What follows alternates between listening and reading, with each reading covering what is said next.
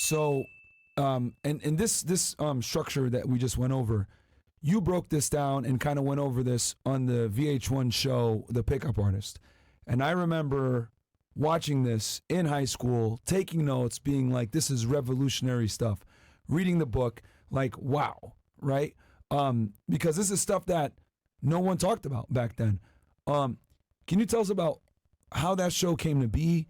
What was it like being on TV, being on VH1? Because back then there was no internet like that, right? There wasn't social media. So if really the only way to be famous is like to be on TV and do with the main TV networks. What was that like, and what inspired you to do that show? Okay.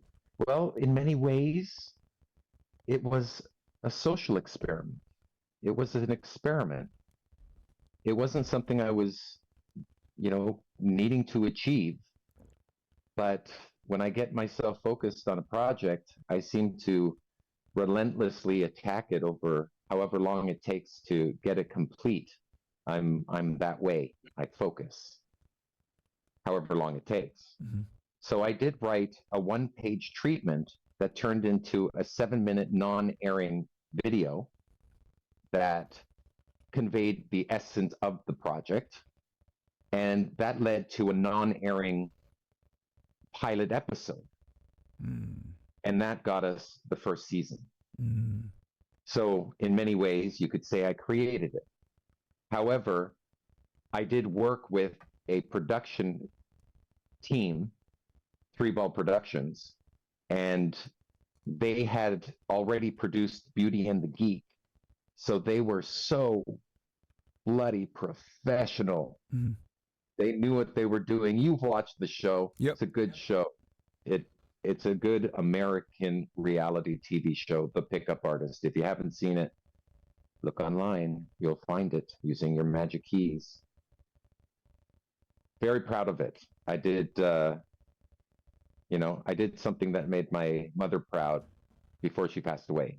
She got to see the entire show with me once, many years later. Yeah. She got to see it with me and was very proud of what I had achieved. Then we did another non-airing video to introduce the other wing person, in this case a woman named Tara, and that got us season 2. Gotcha. So instead of running a season 3, I went to England and raised my daughter, who was, I believe, 2 years old at the time. So that was my season 3. I made my decision of what was important at that time. Following that, I then started traveling with this joker here, Baxter, and we have traveled the world doing, just like in the TV show, teaching men the glorious art of the cold approach pickup. If you were able to turn back, never taught them. If you were able to turn back the clock, Mystery, we're